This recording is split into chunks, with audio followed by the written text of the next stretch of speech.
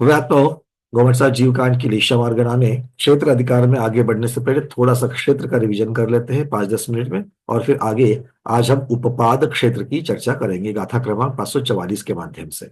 तो चलिए फटाफट बताना है। क्षेत्र अधिकार से लेशा या लेशा का क्षेत्र अधिकार, इसका क्या अर्थ होता है? लेशा का क्षेत्र अधिकार, इसका क्या अर्थ होता है? क्षेत्र अधिकार पढ़ते वक्त हमें क्या समझना चाहिए? चलिए, एक हाथ ऊपर आया है। क्षेत्र अधिकार प्रश्न समझ में आया ना सबको?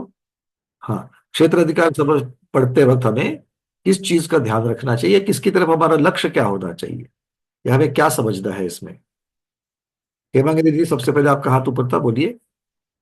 वंदना भैया, हम्म। क्षेत्र अधिकार मतलब कोई भी एक लेशिया के साथ वह जीव, उसमें दो प्रकार का होता है, स्वस्थान स्वस्थान और विहारवत स्वस्थान। तो स्वस्थान स्वस्थान में वो एक ही लेशिया के साथ वो जिस क्षेत्र मतलब उसके आत्म प्रदेश जहाँ है वो स्वस्थान स्वस्थान, और विहारवत मतलब एक जगह से दूसरी जगह जब जाते वक्त वो जीव में जो लेशिया होती है वो क्षेत्र जो कवर करता है वो विहारवत स्वस्थान किया जाता है, कहा जाता है। दीदी, आप भेदों की चर्चा कर रहे हैं, ठीक है, आपने किंतु भेदों की चर्चा कर रही हैं आप। हमें स्वरूप चाहिए। स्वरूप किसे कहेंगे? क्षेत्र अधिकार मतलब क्या समझना है हमें? जैसे कि देखो भाई, कर्म अधिकार था, लक्षण अधिकार था, जिसमें हम क्या कर रहे थे? कर्म अधिकार मतलब क्या है कि कौन सी क्रिया करने से कौन सी रेशा बनती है। लक्षण अधिकार मतलब में कैसे पहचाने कि ये शुक्ल लेशा का कार्य है, या ये किस, ये इस जीव की लेशा कैसे हो रही है। गति मतलब एक अधिकार लेक्चर में के साथ इस एक लेक्चर के साथ वह जीव के आत्म प्रदेश जितना क्षेत्र घेरता है उसे क्षेत्र अधिकार कहेंगे। थोड़ा सा और एक्यूरेसी बढ़नी चाहिए, थोड़ी सी आपने, ठीक है, आप सही जा रहे हो, थोड़ी सी और। चलिए, रेखा दीदी। जीव जिस लेशा में रहता है उस लेशा में वो कितना क्षेत्र व्यापता है, इसी अपेक्षा से हम क्षेत्र का अभ्यास करते तो हम लेशा का अभ्यास कर रहे हैं क्या क्षेत्र का अभ्यास कर रहे हैं? मेरा बेसिक, आप लोगों का सब पूरा जो ध्यान है ना, वो जा रहा है क्षेत्र के ऊपर। तो हम लेशा को जानने के लिए बैठे हैं या क्षेत्र को जानने के लिए बैठे हैं? हैं। नहीं भैया, लेशा उस लेक्चर लेशा के को साथ जो क्षेत्र घेरता है हमने वही बताया, उस लेक्चर के हाँ, साथ। तो लेशा के साथ आपने आत्म प्रदेश शब्द लगाया, आत्म प्रदेश भी ठीक है, लेशा के साथ भी ठीक है। तो हम लेशा को जानने के लिए बैठे हैं कि क्षेत्र को जानने के पहले हैं? यानी कि लोकाकाश भी जितने प्रदेश वो उस अरे, क्षेत्र व्यापता कहो है। या लोकाकाश कहो, अर्थ तो एक ही हो गया। हाँ। मेरा बेसिक प्रश्न ये था कि हम क्षेत्र को जानने के लिए बैठे हैं या फिर लेशा को जानने के लिए बैठे उस हैं? लेक्चर के साथ कितना क्षेत्र घेरता है वो हम जानने का चाहते हैं। लेशा के सात क्षेत्र, तो आपने लेशा को पहले रखा, क्षेत्र को बाद में रखा, इसका मतलब है क्षेत्र को जानने के लिए बैठे हैं। अर्थ ये निकलता है। हम्म। तो अगर क्षेत्र को जानने के लिए बैठे हैं तो फिर इसको कहीं दूसरे मार्गना में आना चाहिए था, लेशा मार्गना में क्यों आ रहा है? देखो, मैं आप लोगों को हिंट दे रहा हूं अलग अलग। अरविंद जी, क्या लगता है? ना भी है जी। एक लेस्य वाले जी उसी लेस्य के परिणाम के साथ वर्तमान में जो क्षेत्र में रहता है उस क्षेत्र और लिशा का क्षेत्र कहेंगे। उसे लेशा का क्षेत्र कहते हैं। बहुत बढ़िया आपने बताई, बिल्कुल ठीक बताई बात। पर आपने भी एग्जैक्टली वही किया जो हेमा हेमा की दीदी ने कहा। आपने लेशा का क्षेत्र बता रहे हैं, हमें क्षेत्र अधिकार में क्या पढ़ना है? लेशा का क्षेत्र कहा गया, बिल्कुल ठीक है, बस थोड़ी सी बात रह गई है। हमें लेशा का क्षेत्र ही जानना है, किंतु क्षेत्र की अपेक्षा से लेशा को जानना। हाँ। हमें क्षेत्र तो पता है, क्षेत्र किसे कहते हैं ये पता है, किंतु ये लेशा मार्गना होने की वजह से हमें क्षेत्र की अपेक्षा से लेशा को जानना है। ठीक है, सब लोगों को ये बात को समझना है कि हमें क्षेत्र के माध्यम से लेशा को जानना है। अभी अभी दोनों सभी ने व्याख्या तो सही की कि एक लेशा के साथ में जीव जिस जिस क्षेत्र में, और एक बहुत महत्वपूर्ण शब्द इसमें रह गया है, एक बहुत महत्वपूर्ण शब्द रह गया, वो कौन सा रह गया? उसको पूर्ण कर लो दीपा दीदी। वर्तमानकालीन पर्याय बहुत क्या है? सुंदर, वर्तमान, क्योंकि नहीं तो फिर स्पर्शन अधिकार और क्षेत्र अधिकार में कोई फर्क नहीं। क्षेत्र अधिकार और स्पर्शन अधिकार में कोई फर्क नहीं। देखो, हमें समझना यह है कि हम लेश्या को समझ रहे हैं, तो लेश्या को कैसे समझ रहे हैं? क्षेत्र की अपेक्षा लेश्या से। इस लेश्या का क्षेत्र कितना है, उस लेश्या का क्षेत्र कितना है, तीसरी लेश्या का क्षेत्र कितना है, मतलब इस क्षेत्र की अपेक्षा से मैं लेश्या को समझ रहा हूं। और ये क्षेत्र कैसे बनता है? तो उस लेश्या को धारण करके वर्तमान में जीव जहां जहां जहां जाता है। अब वर्तमान में जहां जहां जाता है, एक जीव वर्तमान में कहां कहां जाएगा? एक जीव वर्तमान में कहां कहां जाएगा? हाँ प्रमोद जी, वर्तमान में जीव कहां कहां जाएगा? वर्तमान में जीव कहाँ कहाँ जाएगा? हाँ, तो वो इस भाव में होगा, मतलब पूरा 3 लोक ही है। एक जीव वर्तमान में कहां कहां जाएगा? वो जहाँ पे वर्तमान में वो जहाँ एक जीव जहाँ पे जिस लोक में होगा, हाँ बिल्कुल सही कह रहे हैं, बिल्कुल ठीक।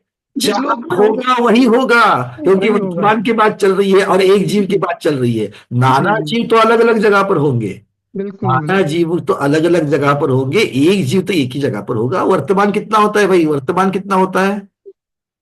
वर्तमान कितना होता है? एक समय का वर्तमान होता है एक समय होता है। ना? तो एक समय की अपेक्षा से देखेंगे या वर्तमान की अपेक्षा से देखेंगे तो क्षेत्र, इसीलिए तो आचार्य भगवंतों ने 3 भेद जैसे बताए, हेमांगी ने शुरुआत करी थी उसमें 3 भेदों में से सबसे पहला भेद बताया स्वस्थान, दूसरा है समुद्घात और तीसरा है उपपाद।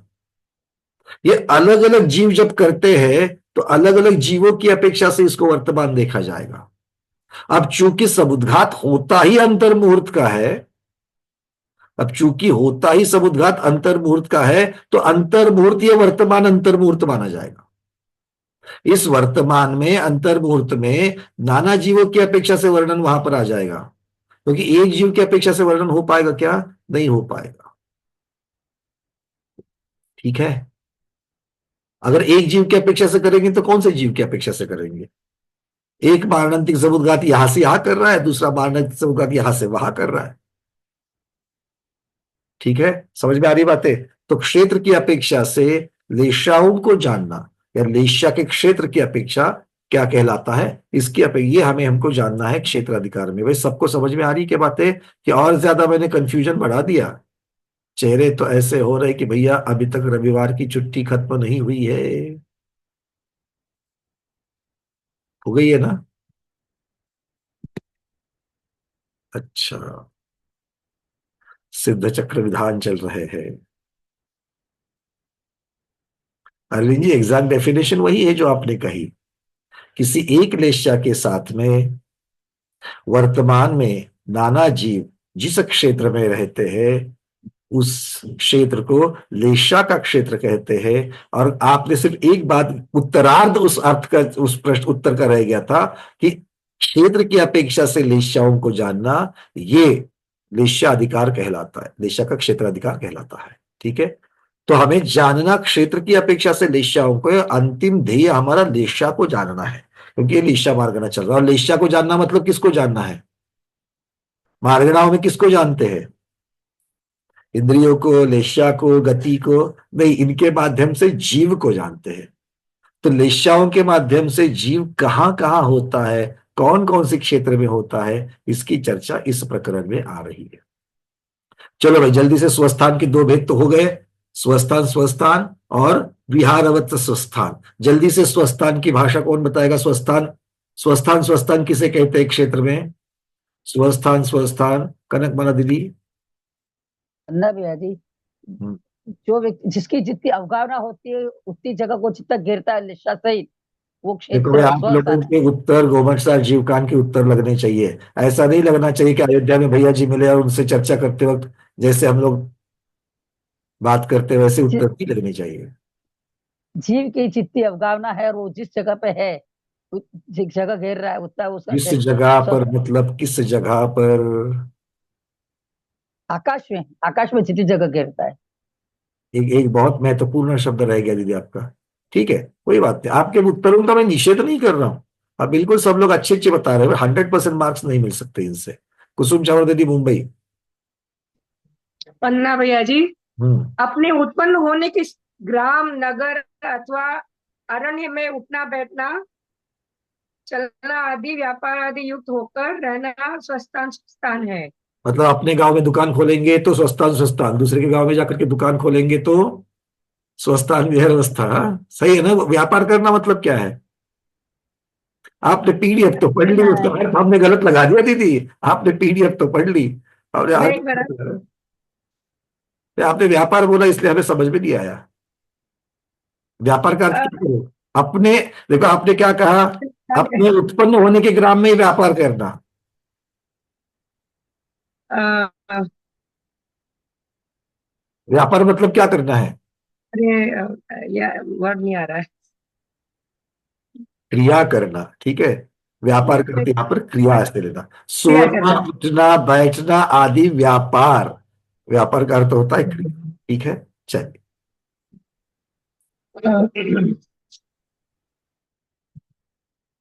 विहारवत स्वस्थान में क्या होगा? अपने स्वस्थान स्थान से अन्य क्षेत्र में एक ही लेशा के साथ में सोना बैठना उठना परिभ्रमण आदि करना, ये क्रियाएं करना। और उस क्रिया की अपेक्षा से जो क्षेत्र बनेगा वो क्षेत्र विहारवत स्वस्थान क्षेत्र कहा जाता है, ठीक है। चलिए, समुद्घात की अपेक्षा से अब कौन सा समुद्घात कौन सा है ये तो आप सब लोगों को पता ही है। मुझे चाहिए कि भाई मारणांतिक समुद्घात जो है वो कौन सी दिशा में होता है? मारणांतिक समुद्घात कौन सी दिशा में होता है? स्मिता दोषी दीदी। एक ही दिशा में होता है. एक ही दिशा, कौन सी दिशा? ये वाली? नाही भैया, म्हणजे ज्या अनुश्रेणी मार्गे, म्हणजे ज्या दिशेने जाईल ना त्याच दिशेने जाईल, इकडं इकडं बहुत जाणार बढ़िया, नाही. बहुत बढ़िया। इसका मतलब है कि आपको ये सारी चीजें हाथ ये सब करने की जगह पर अगले भव में उत्पन्न होने की जो जगह है वो जिस दिशा में है उस दिशा में आकाश श्रेणियों की अपेक्षा से एक एट ए टाइम, वर्तमान में एक समय में एक ही दिशा, ठीक है। चलिए, बहुत बढ़िया।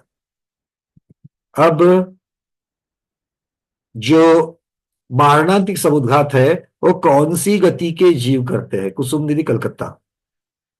मारणांतिक समुद्घात कौन से गति के जीव करते हैं? चारों गति के जीव करेंगे. चारों गति के जीव करते हैं। त्रस करते कि स्थावर करते हैं? दोनों ही करेंगे, रस और दोनों ही स्थावर. करेंगे, अच्छा। चलो, एक इंद्रिय करेंगे या दो इंद्रिय, तीन इंद्रिय, चार इंद्रिय, कौन से इंद्रिय वाले करेंगे? एक इंद्रिय, दो इंद्रिय, तीन इंद्रिय, चार इंद्रिय, संगी पंचेंद्रिय. संगी पंचेंद्रिय तो मारणांतिक समुद्र तो कोई भी कर सकते हैं, जीव ही है ना सारे.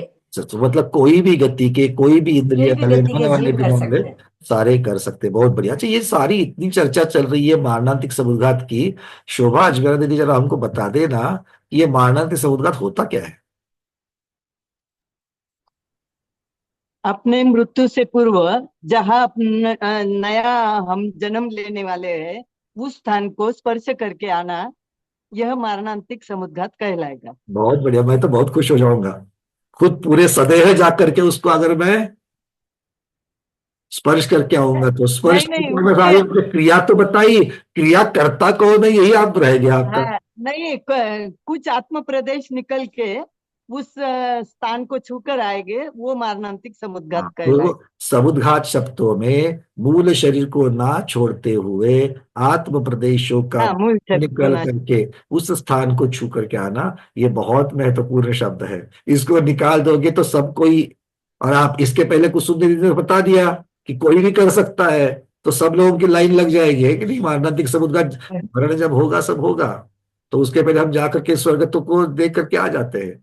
भाई ठीक ठाक है कि नहीं, सब जगह पर है कि नहीं है? अच्छा, वो सब ठीक ठाक है कि देखने की जगह पर अरविंद भाई सब कौन से स्वर्ग में जा रहे हैं, मैं कौन से पे जा रहा हूँ, उनकी उपाचर्या कैसी है, मेरी कैसी है, उनको ऐसी मिली तो मेरे को ऐसी क्यों नहीं, ये सब है कि नहीं अरविंद जी? ये सब देखना पड़ेगा जा करके। ऐसा नहीं होगा, बात बहुत ठीक है। आत्मप्रदेश शब्द लगा लेना, ठीक है। चलिए, बहुत बढ़िया। अच्छा, ये होता कब है? ये होता कब है मारणांतिक समुद्घात? होता कब है मतलब कौन से ऋतु में होता है, कौन से महीने में होता है, अष्टमी चौदस को होता है, कब होता है ये? होता कब है?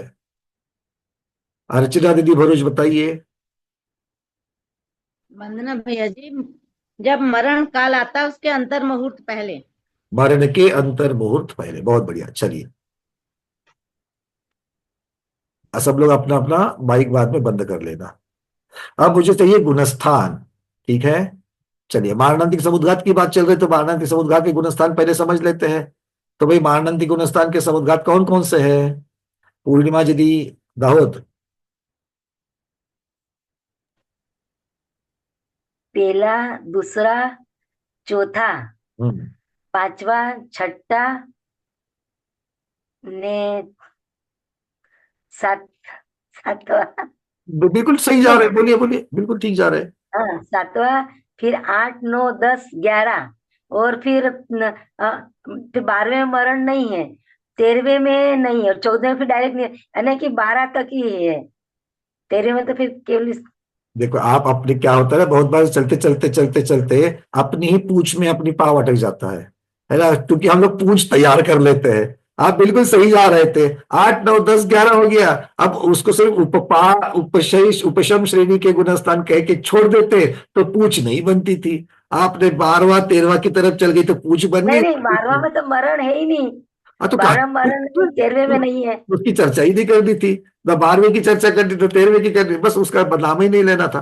11 तो उपसम श्रेणी तक माना जाएगा। बिल्कुल ठीक बताया आपने कि भाई जहां जहां ये जो मरण जहां जहां हो सकता है, 1 से 11 गुणस्थान, तीसरा छोड़ करके, और बाकी उपशम श्रेणी के गुणस्थान 8 से आगे लगा लेना। तो इस प्रकार से ये मरणांतिक गुणस्थान मारणांतिक समुद्घात के होते हैं। चलिए, अब ये मारणांतिक समुद्घात में कोई कोई जीव दूर मारणांतिक समुद्घात करते हैं, इसका क्या अर्थ है? मारणांतिक समुद्घात का क्षेत्र दूर क्षेत्र कहा गया है। इसकी चर्चा हमने मारणांतिक समुद्घात के समय में करी थी कि मारणांतिक समुद्घात जो करते हैं वो कोई कोई जीव दूर क्षेत्र में करते हैं।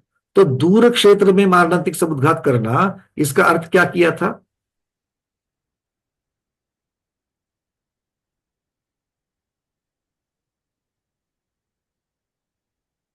चलो, एक हाथ ऊपर है, सन्मति इंदिरा दीदी बोलिए।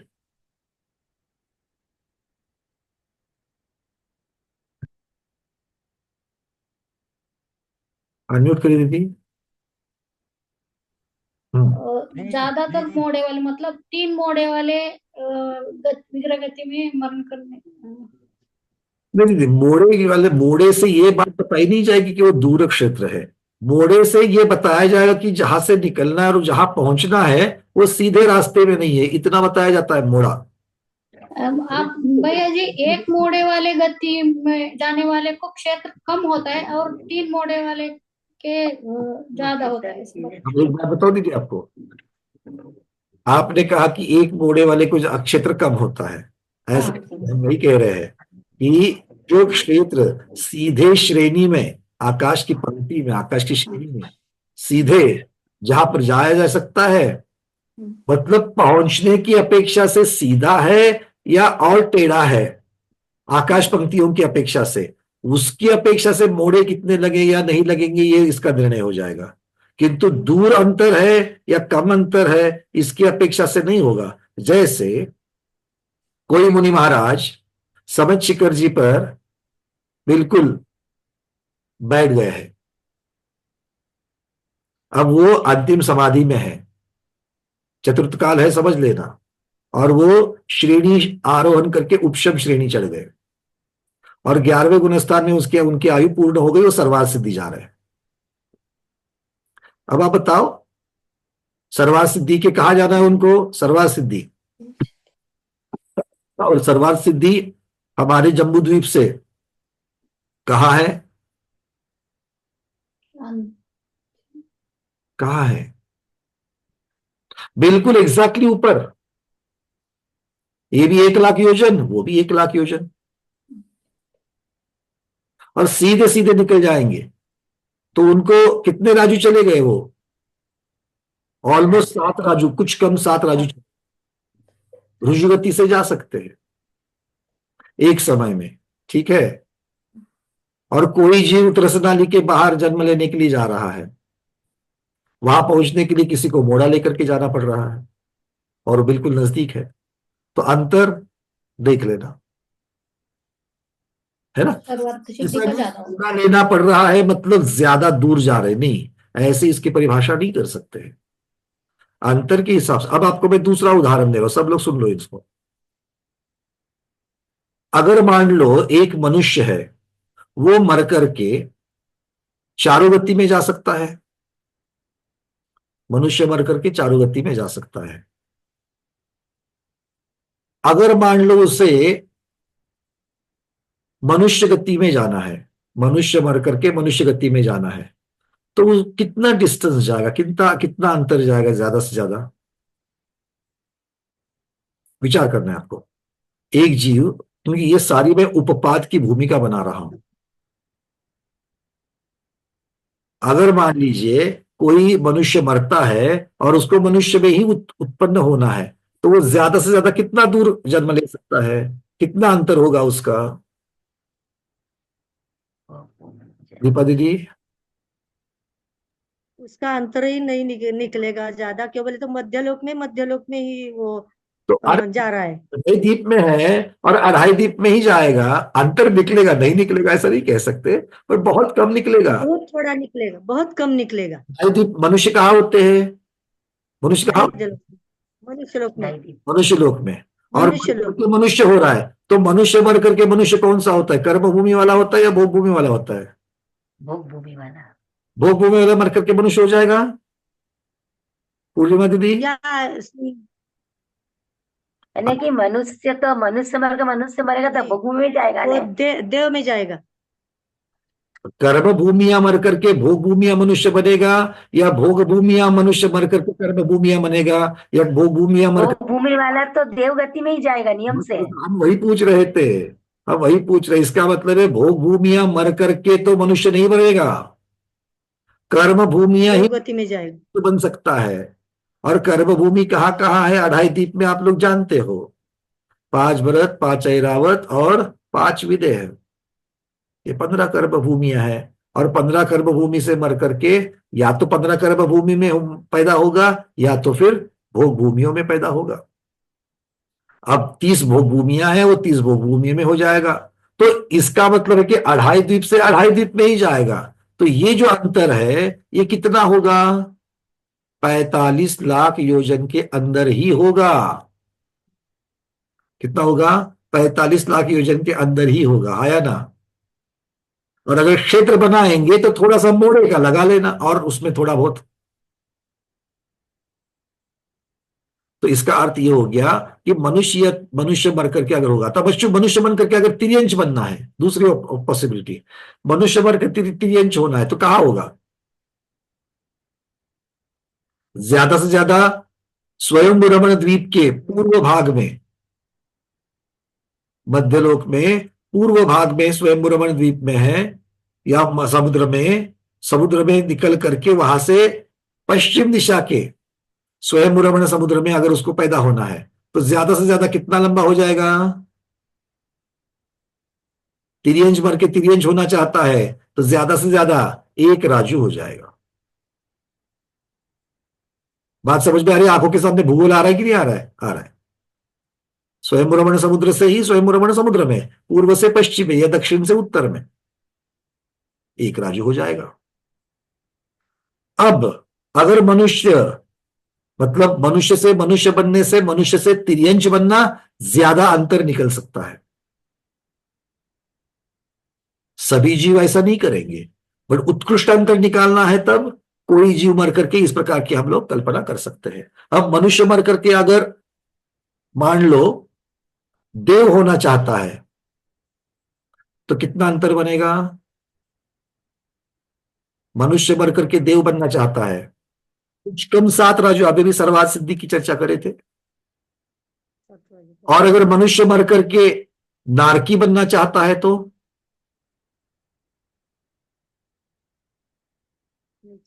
जो लोग बोल रहे हैं कुछ कम 7 राजू, सोच लेना। हाँ राजकुमारी दीदी अपने हाथ से बिल्कुल सही बताया, जरा एक बार बोल दो। 6 राजू। हाँ बिल्कुल, कुछ कम 6 राजू, क्योंकि वो जो क्योंकि 6 राजू में 7 नरक है, कि उस पिता दीदी है कि नहीं है, बिल्कुल है। तो 6 राज्यों में 7 नरक है, और नीचे वाले नरक की भी अगर मोटाई छोड़ दो तो कुछ कम बन जाएगा, तो कुछ कम 6 राजू। तो ज्यादा नारकी की अपेक्षा जाएंगे तो कुछ कम 6 राजू, देव की अपेक्षा से जाएंगे कुछ कम 7 राजू। तो इसका अर्थ क्या हो गया कि क्षेत्र कहां पर ज्यादा बनेगा आत्म प्रदेशों का, तो देवगति में बनेगा। अच्छा, देवगति में फिर और इससे आगे, अभी तो हम लोगों ने सिर्फ मोटा मोटी में देख लिया, फिर अशुभ लेशा के साथ और शुभ लेशा के साथ ये गणित लगा देंगे तो फिर अशुभ लेशा के साथ है तो देवगति नहीं जाएगी, शुभ लेशा के साथ है तो नारक गति नहीं आएगी। आया ना? मतलब इस प्रकार से एक पॉसिबिलिटी हो सकती है। तो मनुष्य की अपेक्षा सबसे दूरवर्ती क्षेत्र कौन सा बना? देवगति में जाएगा तो दूरवर्ती क्षेत्र बनेगा, किंतु ऐसा एकांत नहीं लेना चाहिए। ठीक है? क्यों? क्योंकि कौन सी लेश्या के साथ बढ़ रहा है उसके साथ में ये हो जाएगा। तो एक तो आपको लेश्या के, क्योंकि गति की अपेक्षा हमें उत्तर नहीं निकालना है, हमें उत्तर किसके अपेक्षा निकालना है? लेश्या मार्गणा चल रही तो लेश्या की अपेक्षा से निकालना है। तो अगर मान लो पीत लेश्या के साथ मर गया, पीत लेश्या के साथ मर गया, अब सोचो कहां अंतर ज्यादा होगा? पीत लेश्या से अगर जाएगा तो पीत लेश्या के साथ में कहां जा सकता है? अब शुभ लेश्या है मतलब 3 गति में जाएगा, नरक छोड़ करके 3 गति में जाएगा। मनुष्य का मनुष्य में कोई मतलब नहीं है, बनता है 2.5 दीप के अंदर ही होगा पीत लेश्या के साथ। अगर पीत लेश्या के साथ में अगर कौन बना? पीत लेश्या के साथ तिर्यंज बन सकता है क्या? देव बन सकता है, पीत लेश्या के साथ देव बन सकता है। ठीक है, देव तिर्यंज तो नहीं बनेगा, क्योंकि अशुभ लेश्या के साथ जाएगा तब तिर्यंज बनेगा, शुभ लेश्या के साथ जाएगा तो देव बनेगा, मनुष्य बनेगा नहीं तो देव बनेगा। अब देव में अब जा रहा है, तो देव में जा रहा है तो पीत लेश्या के साथ कहां तक जाएगा? सहोदर ईशान तक जाएगा, 31 पटल तक जाएगा। तो अब देखो, मनुष्य से मनुष्य होना या मनुष्य के साथ में सैनी पंचेंद्रिय भी अगर हो रहा है कोई,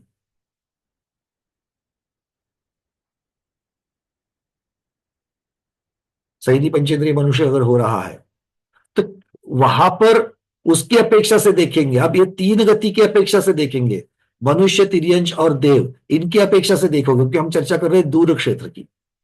तो हमें दूर वाला क्षेत्र कौन सा हो गया? क्योंकि मनुष्य से मनुष्य 2.5 द्वीप, मनुष्य से तिर्यंच 1 राजू, और मनुष्य से सौदर्मिशान देव। मोटा मोटी में मैं अभी लेश्या की चर्चा ना करते हुए 3 क्षेत्र की चर्चा कर रहा हूं। क्यों? क्योंकि सौदर्मिशान का अंतिम पटल कहां पर है? 1.5 राजू में है। तो 1.5 राजू की अपेक्षा से उत्तर कैसे आएगा? क्योंकि हम बात कर रहे हैं मारणांतिक समुद्घात की, तो इसीलिए अगर मनुष्य से देव की चर्चा करो, भले मनुष्य से तिर्यंच में ना जा रहा है, किंतु देव तो पीत लेश्या के साथ में मरण करके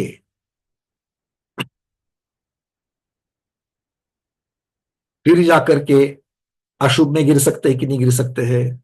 गिर सकते हैं। तो देव अगर समुद्घात करे मारणांतिक पीत लेश्या के साथ में, तो ज्यादा से ज्यादा कहां करेंगे? मध्यलोक में करेंगे, मतलब 1.5 राजू का करेंगे। तो ज्यादा से ज्यादा दूर क्षेत्र कौन सा बनेगा पीत लेश्या की अपेक्षा से? जो ज्यादा से ज्यादा है, मतलब 1.5 राजू वाला बन जाएगा। समझ में आ रही है बातें? तो इस अपेक्षा से दूर क्षेत्र में मारणांतिक समुद्घात करने वाले, ये दूर क्षेत्र उस लेश्या की अपेक्षा से बनेगा, उस लेश्या की अपेक्षा से बनेगा। क्लियर है सबको ये बात? दूर का अर्थ सबको समझ में आ गया? आ गया। अब मारणांतिक समुद्घात मोड़े वाली गति से होता है कि रुजु गति से होता है? मारणांतिक समुद्घात मोड़े वाली गति से होता है क्या, रुजु? देखो, आप एकदम से खुद को ब्लैंक नहीं करना है। मारणांतिक समुद्घात में करते क्या है?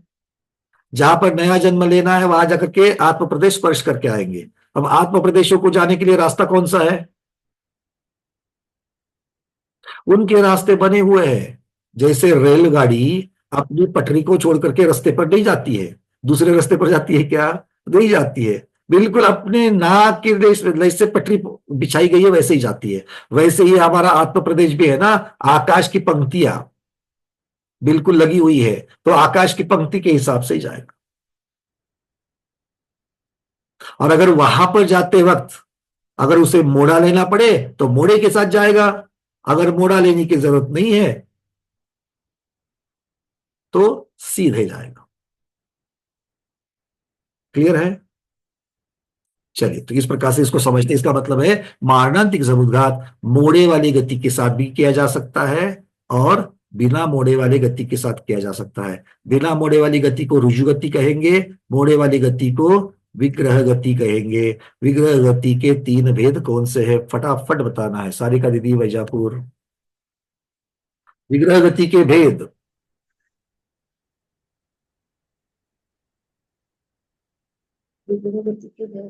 देखो, अभी विग्रह गति मतलब क्या कहा? मोड़े वाली गति।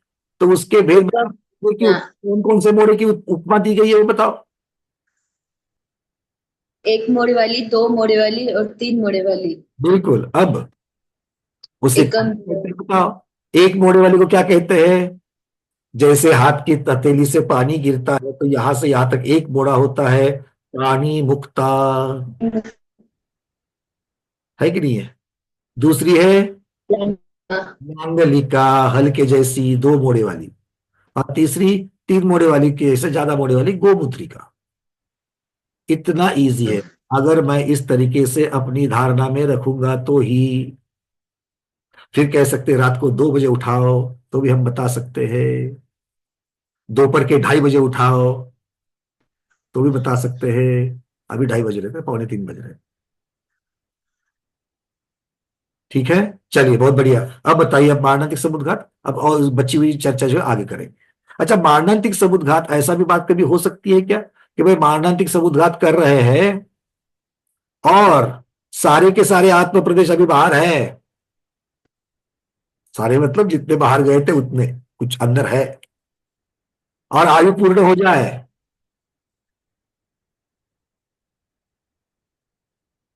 क्या होगा फिर? अब आयु पूर्ण हो जाएगी तो पूर्ण वापस उस दलित शरीर में नहीं आएंगे। आएंगे कि वापस उस शरीर के अंदर आते नहीं है, तो फिर कहाँ चले जाएंगे? जहां जन्म लेना है वहां के वहां चले जाएंगे। घर से बाहर निकले थे वहीं से, वही रास्ते में से ही वहीं पर चले जाएंगे। ठीक है, इस बात को अच्छी तरीके से याद रखना। अब सारे लोग अपनी अपनी हैंड रेज निकाल दो पहले। अब आपको मुझे बताना है कि भाई तेजस समुद्घात और आहारक समुद्घात, तेजस समुद्घात और आहारक समुद्घात, इसके गुणस्थान कौन से? विजयलक्ष्मी दीदी। छठा गुणस्थान मुनि मुनि भगवान। बहुत बढ़िया, छठा गुणस्थान ही बताना। कल हमने फिर से और जाकर के धवला जी के भी प्रकरण उठा करके देखे, 7वें का नाम कहीं पर भी नहीं आ रहा है, गुणस्थान में छठा ही दिया है, तो हम लोग छठा ही गुणस्थान मान करके चलेंगे, 7वें को नहीं करेंगे। ठीक है, चलिए। फिर वेदना समुद्घात जो है, वेदना समुद्घात, वो वेदना समुद्घात कौन कौन से गुणस्थान में होता है? वेदना समुद्घात कौन कौन से गुणस्थान में होता है? विके जैन जी, वेदना समुद्घात के गुणस्थान। वंदना साहब, हाँ जी। वेदना समुद्घात के गुणस्थान 1 से 4। अच्छा, 1 से 4। सर जी, आप 5वें गुणस्थान में बैठे हो, वेदना होती कि नहीं होती है? भले तिगुना फैलने वाली ना हो, किंतु वेदना होती कि नहीं होती है? और वेदना से आत्म प्रदेश बाहर निकल सकते कि नहीं निकल सकते हैं? निकल सकते हैं। मतलब 5वें गुणस्थान में निकलते हैं। महाराज जी के निकलेंगे कि नहीं निकलेंगे? छठे गुणस्थान में उनके छठे गुणस्थान में निकलेंगे। ठीक है, 7वां गुणस्थान जहां से ध्यानावस्था शुरू हो जाती है वहां पर कहीं, क्योंकि 7वां गुणस्थान कहा ही, किसका कहा है? कषाय की मंदता का कहा है। और कषाय की मंदता में वेदना समुद्घात होगा क्या? नहीं होगा। ठीक है, कषाय समुद्घात होगा क्या? कषाय की मंदता में कषाय समुद्घात होगा क्या? नहीं होगा। तो कषाय की मंदता 7वें गुणस्थान से हो जाती है, बिल्कुल मंदता होती है। मतलब वेदना समुद्घात और कषाय समुद्घात कहां तक चलेंगे? 6ठे गुणस्थान तक ही चलेंगे। याद रखने के लिए इजी है। आहारक और तेजस होगा तो 6ठे में ही होगा, ना ऊपर ना नीचे। केवली समुद्घात होगा तो 13वें में ही होगा, ना ऊपर ना नीचे। कौन सा रह गया अभी? विक्रिया, वैक्रयिक समुद्घात। वैक्रयिक समुद्घात कहां से कहां तक होगा? हाँ भाई, वैक्रयिक समुद्घात कहां से कहां तक होगा? चिंतन लगाओ। मिथ्या, अच्छा विक्रिया कौन कौन करता है पहले उनको देखो। देव करते हैं, नारकी करते हैं, और मनुष्यों में चक्रवर्ती आदि करते हैं, भोग भूमिया करते हैं, और मुनि महाराज भी करते हैं, रिद्धिधारी। तिर्यंचों में वायुकायिक अग्निकायिक जीव भी करते हैं। तो चारों गति में होता है। अब पहले मिथ्या दृष्टि कर सकते कि नहीं कर सकते? मिथ्या दृष्टि नारकी देव सब करते कि नहीं करते? विक्रिया करते हैं। तो पहला गुणस्थान आ गया। सासाधन गुणस्थान वर्ती करते कि नहीं करते? नारकी सासाधन गुणस्थान वर्ती होते हैं क्या? नारकी सासाधन गुणस्थान वर्ती होते हैं क्या प्रमोद जी? साधारण गुणस्थान होते हैं। हाँ, बस आपने ना बोलते बोले मैं और आगे हाँ, कुछ और सुना था मैंने, कुछ और सुना था। ठीक है, चलो कोई बात नहीं। सासाधन के साथ उत्पन्न नहीं होते, किंतु वहां जाकर के सासाधन गुणस्थान प्राप्त कर सकते हैं। प्राप्त कर सकते हैं। कोई नारकी प्रथमोपशम करे, अनंतानुबंधी का उदय आवे, तो चौथे से दूसरे में गिर सकता है कि नहीं? ये तो सासाधन हो सकता है। और सासाधन के साथ में विक्रिया हो सकती है, हो सकती। चलो, सासाधन के साथ मतलब दूसरा गुणस्थान भी आ गया। तीसरा गुणस्थान सम्यक मिथ्या दृष्टि। सम्यक मिथ्या दृष्टि के लिए वायुकायिक जीव और अग्निकायिक जीव सम्यक मिथ्या दृष्टि हो सकते हैं क्या? नहीं, वो सिर्फ और सिर्फ मिथ्या दृष्टि, उनका सिर्फ एक ही गुणस्थान पहला। और भोग भूमि या सम्यक मिथ्या दृष्टि हो सकता है कि नहीं हो सकता है? हो सकता है। हो सकता है। देवदार की हो सकते कि नहीं हो सकते हैं? हो सकते हैं, क्योंकि तीसरे गुणस्थान में कहां से जाया जा सकता है? चौथे गुणस्थान वर्ती तीसरे गुणस्थान में जा सकता है। तो तीसरा गुणस्थान यहां पर, और उसके साथ विक्रिया कर सकते कि नहीं कर सकते? कर सकते। तो पहला, दूसरा, तीसरा, तीनों गुणस्थान में विक्रिया होती है। चौथे गुणस्थान में विक्रिया सम्यक दृष्टि नारकी, सम्यक दृष्टि देव कर सकते कि नहीं कर सकते हैं? कर सकते हैं। सम्यक दृष्टि चक्रवर्ती कर सकते कि नहीं कर सकते हैं? कर सकते। 4 गुणस्थान तो हो गए। अब 5वां गुणस्थान ना देवों में है, ना नारकियों में है, ना अग्निकायिक और वायुकायिक जीवों में है। 5वां गुणस्थान कहां पर है? मनुष्य में है, विक्रिया करने की अपेक्षा से। तो चक्रवर्ती 5वें गुणस्थान में होते कि नहीं होते? ये यहां पर थोड़ा सा स्वाध्याय की जरूरत है। हाँ, होते हैं। चक्रवर्ती महाराज घर में बैरागी, सबसे बढ़िया भरत चक्रवर्ती। तो भरत चक्रवर्ती जब थे 5वें गुणस्थान में थे, तो 5वें गुणस्थान में थे तो विक्रिया कर सकते थे कि नहीं कर सकते थे? कर सकते हैं। 5वें गुणस्थान में विक्रिया का त्याग नहीं है। रूप बना करके अपनी स्वयं की वैवाहिक पत्नी के साथ जा सकते हैं। तो 5वां गुणस्थान हो गया, वहां भी विक्रिया है। अच्छा, 6ठे गुणस्थान में विक्रिया है कि नहीं है? अरे मुनि महाराज जब विक्रिया करेंगे तो 6ठे गुणस्थान के साथ ही तो करेंगे, है कि नहीं है? हाँ, बिल्कुल है। तो इस प्रकार। अच्छा, दूसरा, 5वें गुणस्थान में ही, अब ज्यादा कॉम्प्लिकेटेड नहीं करता, विष्णु कुमार मुनि महाराज कौन सा वेश धारण किया था जब अपना पग उठा करके मेरू पर्वत तक फैला दिया था, सुबर तक? बटुका मतलब वो ब्राह्मण नहीं है, वो श्रावक। आगम में ब्राह्मण शब्द को श्रावक और ब्राह्मण ये पर्यायवाची शब्द बताया है। व्रती श्रावक को ब्राह्मण कहा गया है, प्रतिभाधारी को ब्राह्मण कहा गया है। ब्राह्म को जानने वाला इति ब्राह्मण।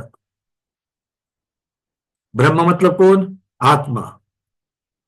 ब्रह्म मतलब कौन? आत्मा। आत्मा को जानने वाला, केवली नहीं यहां पर कह रहे, आत्मा को मतलब आत्म स्वरूप को जानने वाला, वो सम्यक दृष्टि व्रती श्रावक, वो ब्राह्मण है।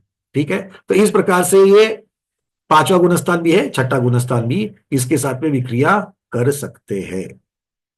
ठीक है, क्षुल्लक जी विक्रिया करते कि नहीं करते हैं? करते हैं। क्षुल्लक जी का गुणस्थान कौन सा? पांचवा। चलो बहुत बढ़िया। तो विक्रिया वैक्रिय को समुद्घात के गुणस्थान कौन कौन से बन गए? चलो, और विद्याधर आदि को दीक्षा लेने के पश्चात तो वो क्या करते हैं? विद्याओं का त्याग करते हो। विद्या की बात छोड़ दो, विक्रिया, विक्रिया कहां तक? छठे गुणस्थान में है तभी विक्रिया करेंगे। सातवें गुणस्थान में ध्यान में चलेंगे तो विक्रिया करेंगे क्या? नहीं। मतलब यहां से सातवें से आगे कोई विक्रिया बनेगी क्या? नहीं बनेगी। मतलब पहले से छठे तक विक्रिया बन सकती है। इस प्रकार से हमने वही, तो आप उत्तर पत्रिका में इस प्रकार से, कौन सी उत्तर पत्रिका? अपने दिमाग की। टिक मार्क करने वाले की आदत लग गई कि नहीं लग गई आपको? एक बार बोलो हाँ। 100 प्रति प्रश्न से जुड़ा है ना, ये 100 की आती है, कभी 108 की आती है, कभी कभी तो 500 की भी आती है। उसमें क्या करना है? 4 विकल्प देते हैं। मैं तो कभी कभी ऐसा सोचता हूँ, जिस दिन विकल्प देना बंद हो जाएगा ना, उस दिन आदमी सोचना ही बंद कर देगा। एकदम से डर जाएगा, अरे बाप रे विकल्प नहीं है, कौन सा वाला क्या सिलेक्ट करे, है कि नहीं है? तो बिना विकल्प के भी स्वाध्याय करने का अभ्यास करते रहना, तो अपने आप सारा कुछ आ जाएगा। बहुत बढ़िया। तो इस प्रकार से ये सारी चीजें हम लोगों ने करी। केवली समुद्घात में, केवली समुद्घात का समय कितना है? केवली समुद्घात का समय कल्पना से दीदी बताइए, केवली समुद्घात का समय। अंतर्मुहूर्त। अंतर्मुहूर्त। केवली समुद्घात। अनुपमा दीदी। हाँ हाँ, 8 समय बराबर, 8 समय आएगा। 8 समय। कोई बात नहीं, चलो। नहीं, समुद्घात का 8 समय। हाँ अच्छा, चलो ठीक है। 4 समय समुद्घात आणि 4 समय समुद्घातातून 4 समय फैलने के, 4 शरीरात यायला 4 समय। चलिए बहुत बढ़िया।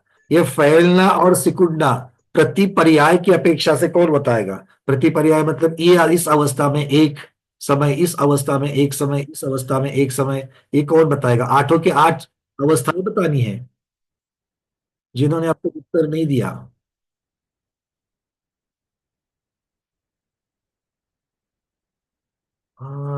एक उनको नहीं पूछा। हाँ, जय श्री श्राव दीदी। हाँ वंदना भैया जी। हाँ दीदी। पहले समय में औदार्य काय होगा तो उसमें दंड बनेगा। होगा नहीं, होगा नहीं, होगा तो नहीं, होता है, हाँ होता है, हाँ। दंड होता है। दूसरे समय में औदार्य मिश्र का आयोग में कपाट मतलब आजू बाजू में फैलना होता है। तीसरे समय में कार्बन का योग होता है, वो पूरे तीनों वात वलय के अंदर रहते हैं। और चौथे समय में को छोड़ करके संपूर्ण लोक तक फैलते हैं। हाँ, समग्र लोक में फैल जाते हैं। और चौथे समय में समग्र लोक में वात वलय को भी फैल जाते हैं। बहुत बढ़िया, उसको क्या लोकपूरण कहेंगे? लोकपूरण कहेंगे उसको। फिर वापस उतरते समय 5वें समय में वो वात वलय के अंदर आ जाएंगे। पर्याय का नाम क्या है? लोकपूरण से प्रतर में आएंगे। प्रतर में आएंगे, प्रतर से कपाट में आएंगे। कपाट में आजू बाजू एक एक समय बताना है। एक समय का 5वें समय में लोकपूरण से प्रतर में आए, और छठे समय में प्रतर से कपाट में आएंगे, वो वात वाले के अंदर रहेंगे। 7वें समय में वो दंड स्वरूप में आ जाएंगे, उसका नाम कपाट कहेंगे। और अंतिम 8वें समय में वो अपने शरीर के अंदर आ जाएंगे, वापस अपने शरीर के अंदर आ जाएंगे। बस बहुत बढ़िया। ये आप लोगों को पूछने का अभिप्राय ये था, बहुत से लोग दंड तक ही आते हैं, दंड के बाद में अपने शरीर में समाने के लिए जो एक समय लगता है उसको कैलकुलेट करना भूल जाते हैं। बट आपने बहुत अच्छा बताया। चलिए, बहुत बहुत अनुमोदना है। आगे बढ़ते हैं। अब समुद्घात की चर्चा हो गई, अब थोड़ा सा उपपाद की चर्चा कर लेते हैं। और उपपाद की चर्चा करने के लिए आचार्य भगवान यहाँ पर गाथा क्रमांक 544 को लेकर के आ रहे हैं। देखो उपपाद क्या है? उपपाद क्या है? उपपाद का अर्थ होता है जन्मना। उपपाद का अर्थ क्या होता है? जन्मना। मतलब मरण होने के पश्चात जब जीव पुराने शरीर को छोड़ता है और नए शरीर को धारण करने के लिए जन्म स्थान, उत्पत्ति स्थान पर जाता है, तो ये उपपाद कहलाता है।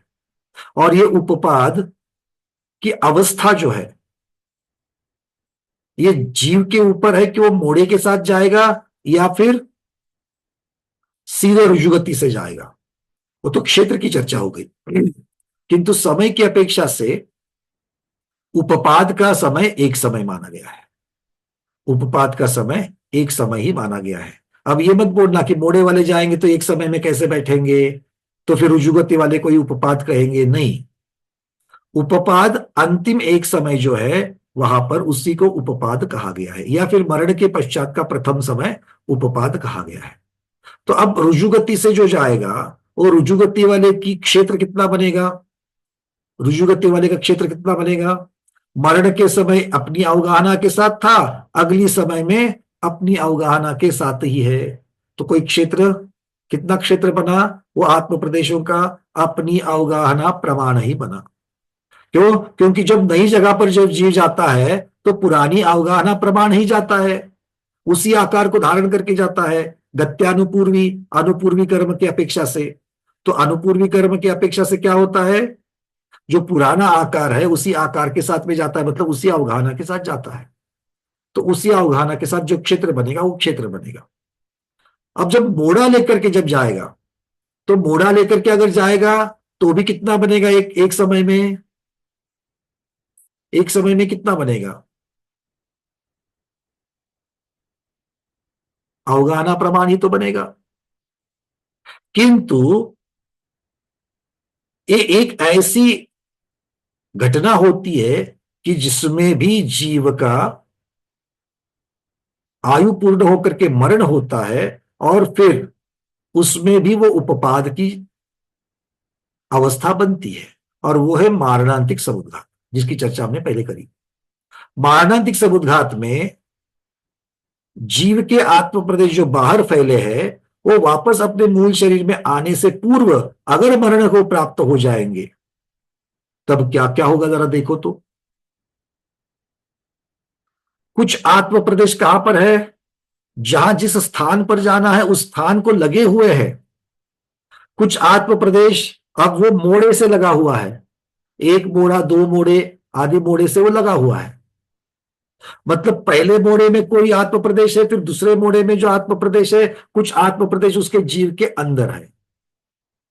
तो इन आत्म प्रदेशों के द्वारा उपपाद क्षेत्र बन रहा है कि नहीं बन रहा है? देखो, मरण जब हो जाएगा तो मरण के एक समय पश्चात, मतलब मरण के अगले समय में जिसको उपपाद कहा गया, उसमें उसके आत्म प्रदेशों के द्वारा जो फैले हुए हैं, जो वापस मूल शरीर में नहीं आएंगे किंतु आगे चले जाएंगे, उसकी अपेक्षा से जीव ने आकाश का प्रदेश, आकाश का क्षेत्र घेरा है कि नहीं घेरा है? घेरा है। ऐसे एक जीव ने कुछ घेरा है, और मारणांतिक समुद्घात का अंतर मुहूर्त के समय में अगर हम देखेंगे तो अलग अलग जीवों के द्वारा जितना क्षेत्र घेरा जाएगा उस लेशा में, मान लो पीत लेशा के साथ में कोई मारणांतिक समुद्घात कर रहा था, उदाहरण के लिए पीत लेशा के साथ में मारणांतिक समुद्घात कर रहा था, तो एक अंतर मुहूर्त में पीत लेशा वालों के जितने जीवों ने, अब ये तो नहीं कह सकते कि सभी जीव अपनी आयु पूर्ण करेंगे ही करेंगे मारणांतिक समुद्घात में, सारे करेंगे क्या? नहीं करेंगे। कुछ जीव करेंगे अपनी आयु को पूर्ण। अच्छा, जो जीव अपनी आयु को पूर्ण करेंगे सारे के सारे मोड़े वाले स्थिति में रहेंगे क्या? नहीं रहेंगे। कोई रुजुगति वाले में भी तो हो सकते हैं, मतलब कुछ रहेंगे मोड़े वाले में। अच्छा, जो मोड़े वाले में है वो एक ही जीव रहेगा क्या? नहीं, एक से ज्यादा जीव रहेंगे। तो इन सब का अगर हम कलेक्टिव क्यूमुलेटिव का अर्थ होता है सबको जोड़ करके अगर हम क्षेत्र बनाएंगे तो उस लेशा का उस वर्तमान में उपपाद समय में बना हुआ क्षेत्र सबसे ज्यादा होगा कि नहीं होगा? सबसे ज्यादा मतलब बिना मारणांतिक समुद्घात से जितना उपपाद क्षेत्र बनता है उससे ज्यादा होगा कि नहीं होगा? होगा। इसका मतलब है उपपाद क्षेत्र, उत्कृष्ट उपपाद क्षेत्र कहां बनेगा? तो मारणांतिक समुद्घात में, मोड़े वाली गति से मारणांतिक समुद्घात करने वाले जीव, और उसमें भी मारणांतिक समुद्घात के पूर्ण होने से पहले मरण करने वाले जो जीव है उनकी अपेक्षा से उपपाद का क्षेत्र सबसे ज्यादा बनेगा। सबको क्लियर हो गया? ये बात समझ में आ गई? प्रमोद जी। नहीं, मेरा मतलब यह है कि वो जीव के आत्म प्रदेश अलग अलग मोड़े में अलग अलग रहेंगे एक ही समय में। बिल्कुल, क्योंकि अगर एक जगह पर आप जैसे स्टैचू कर देते हैं ना हम लोग, हाँ वैसे एक पहला अगर मान लीजिए असंख्यात समयों का अंतर मुहूर्त है, अब आयु बची है मान लो 10 समय, तो 10 समय तक, आयु पूर्ण होने के पहले के 10 समय तक, अब उसने वहां पर स्पर्श तो कर दिया है, तो स्पर्श करने की अवस्था में वो तो स्थिर है, वहां पर स्टैचू है, तो स्थिर है तो क्या होगा, कुछ आत्म प्रदेश उस जगह पर लगे हुए हैं, कुछ आत्म प्रदेश वहां से लेकर के मरण स्थान पर तक मूल शरीर के साथ में लगे हुए हैं। तो आकाश के क्षेत्र में अगर देखा जाएगा तो अलग अलग जगह पर अलग अलग आत्म प्रदेश है कि नहीं है? नहीं, लेकिन मेरा मतलब 3 मोड़े में अलग अलग कैसे हो सकते? 3 मोड़े में तो अलग अलग नहीं होंगे।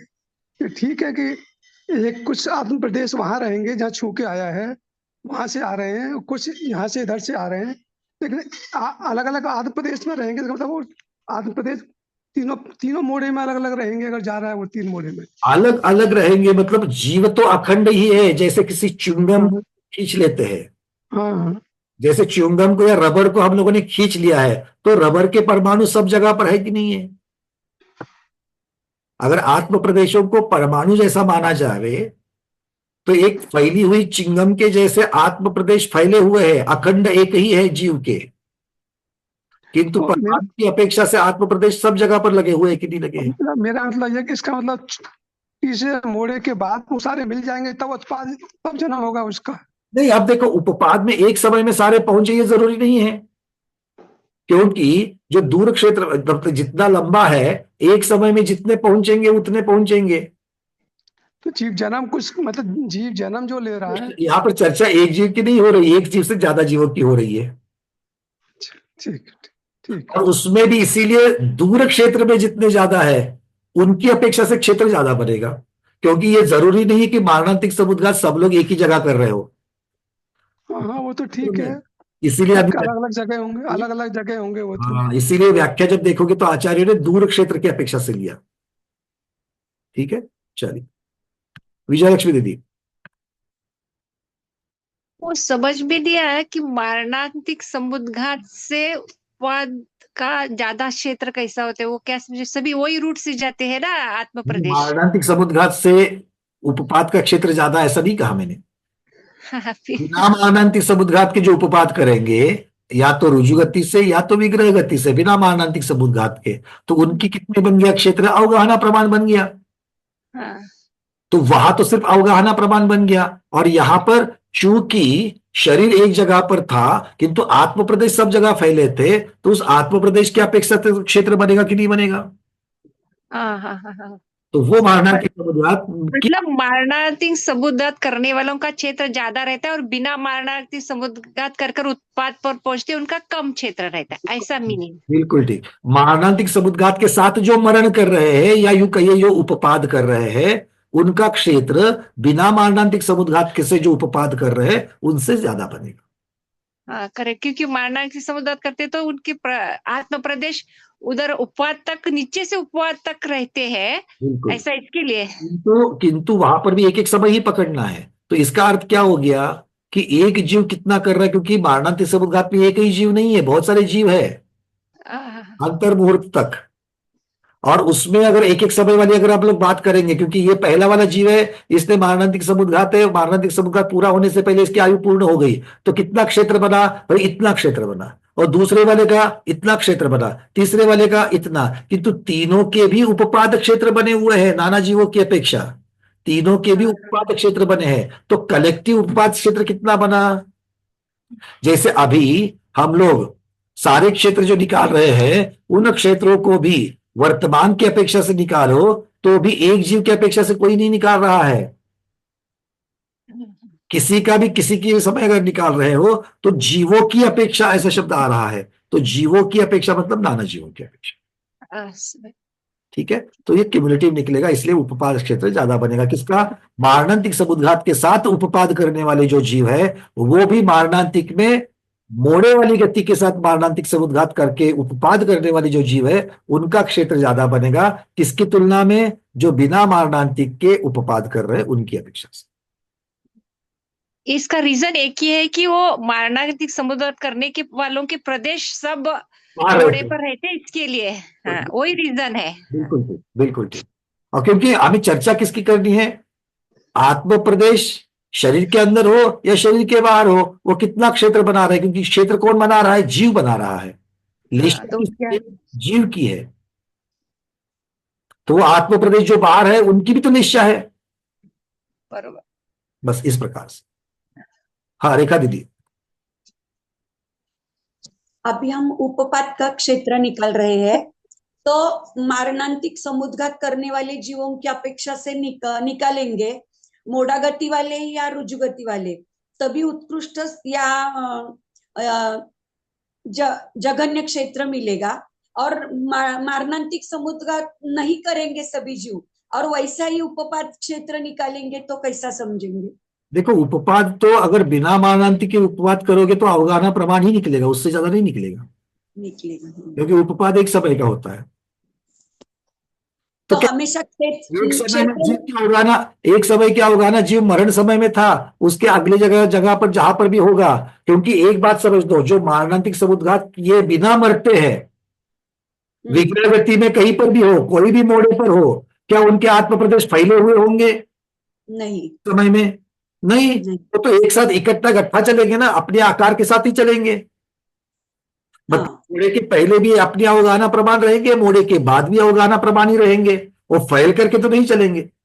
नहीं। हाँ या ना? हाँ बराबर। मतलब कितने, उनका क्षेत्र कितना बनेगा अवगाहना प्रमाण? तो उत्कृष्ट क्षेत्र मारणांतिक समुद्घात के साथ अगर उपपाद करे तो मारणांतिक समुद्घात के साथ में उनका आत्म प्रदेश फैली हुई रचना के साथ में है, इसीलिए क्षेत्र ज्यादा बनता है और हमें क्षेत्र की अपेक्षा से विचार चल रहा है। ठीक है, जय श्री श्री राम दीदी।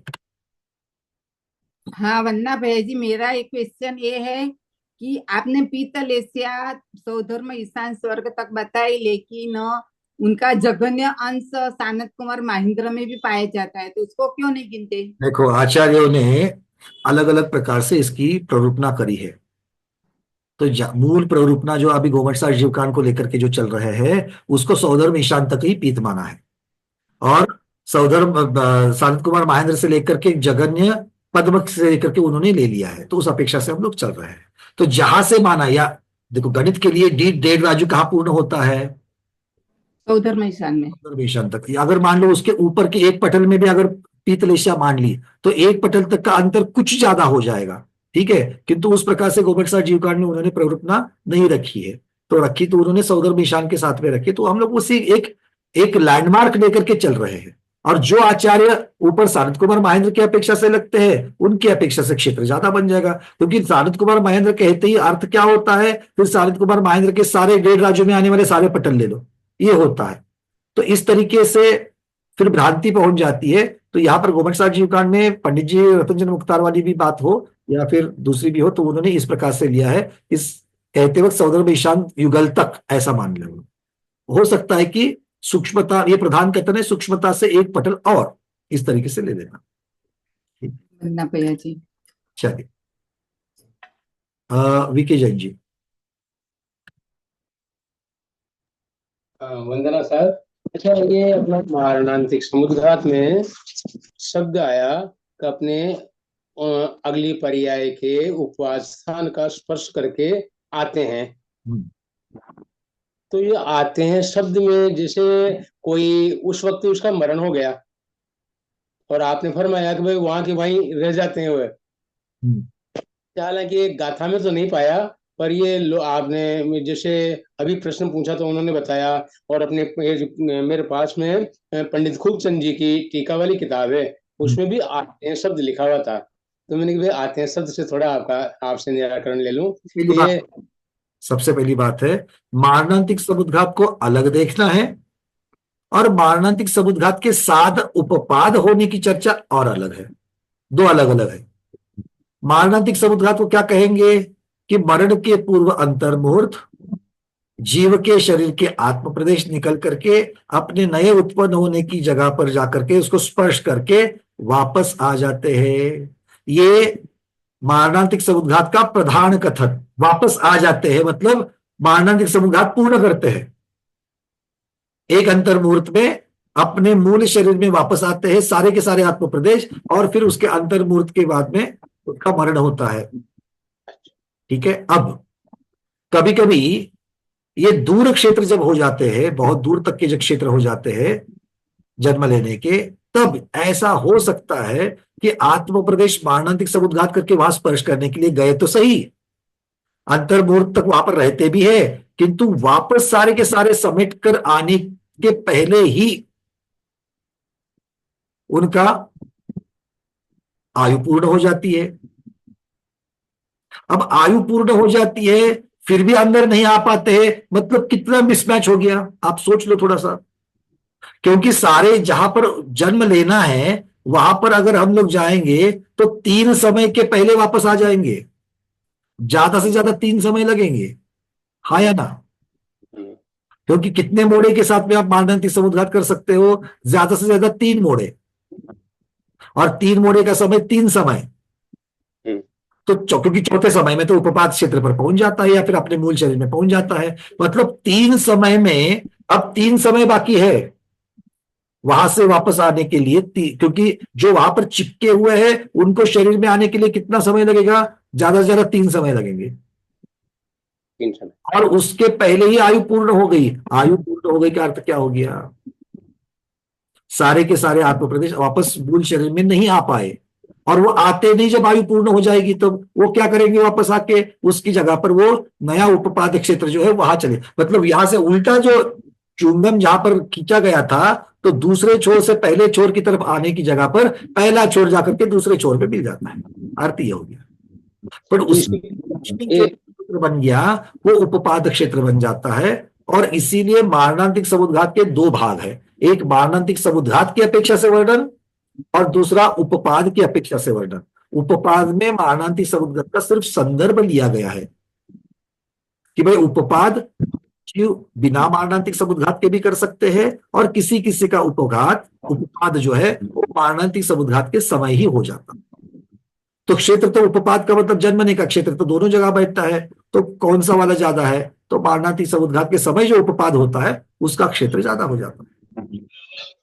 और एक प्रश्न और था, एक चिंतन। अपने शनिवार को पाताल शब्द आया था ना सर, अपने आहारक शरीर से, तो तो मैंने चिंतन ये किया कि ऐसे मुनिराज जिनको कोई व्यक्ति पाताल में ले जाके छोड़ दे, तो आहारक समुद्घात करें तो पाताल को भी छेद के आ जाएंगे। ये मेरा चिंतन था, इसमें कोई कमी हो तो हमें थोड़ा। समुद्घात की अपेक्षा से ये वर्णन नहीं पाया गया था, केवली समुद्घात की अपेक्षा से पाताल शब्द आया था। और केवली समुद्घात में अगर पाताल में लेकर के जाकर के भी अगर जाते हैं तो भी केवली 20,000 हाथ ऊपर ही विराज नहीं आया था। तो आहारक शरीर जल, थल, पाताल, आकाश, पर्वत, वज्र सबको छेद देता है, तो पाताल पे उस तरीके से आप कह रहे हो, क्या उसको पाताल को भी ये करके फिर पाताल को छेद करके चला जाता है? हाँ, उस अपेक्षा से कह सकते हैं, बिल्कुल कह सकते हैं। और एक अपने जो आहारक समुद्घात में 6ठा 7वां स्थान था ना, ये कथन आया था शास्त्र का भी, अपने गोधा जी ने दिया था। तो थोड़े दिनों पहले चंदनामती माता जी स्वाध्याय करा रहे थे गोमरसार के सार का, तो उस वक्त थोड़ा सा कथन मुझे स्मरण आ रहा है, मतलब आगम का तो प्रमाण नहीं है, तो कहा कि प्रारंभ 7वें में हो सकता है पर उसकी प्रक्रिया 6ठे में होगी। अच्छा, मतलब चंद्रमती माता जी ने फरमाया था बात 7 शुरुआत हो सकती है किंतु प्रक्रिया। अच्छा, इस तरीके से, जी इस तरीके से अगर कहीं पर 6ठा 7वां गुणस्थान उस अपेक्षा से कहा गया है तो कहा गया हो, कोई बात नहीं, उसको भी हम लोग संकलित कर सकते हैं, उसकी चर्चा नहीं है। बट आगे धवला जी में तो उन्होंने प्रधानता से 6ठा गुणस्थान ही माना है। हाँ, उनका प्रक्रिया 6ठे में जरूर होगा, तभी तो माता जी ने भी रखा है और संजीव जी ने भी रखा है कि 7वां गुणस्थान उस अपेक्षा से है। कहीं पर अगर मान लो कि उसकी आहारक समुद्घात निकलने की प्रक्रिया की अपेक्षा से अगर दिया गया हो तो ठीक है। चलिए, बहुत बढ़िया। डॉक्टर मधु जैन दीदी। वंदना भैया। भैया जी। हाँ, बोलिए बोलिए दीदी, बोलिए।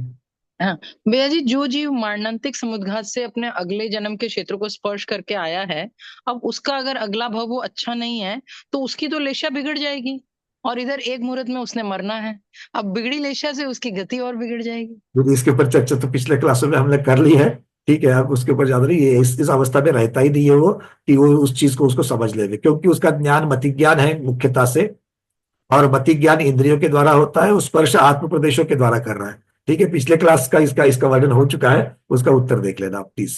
जी ठीक है, चलिए। जी अर्चना दीदी भरूच, उसके बाद प्रबोध जी।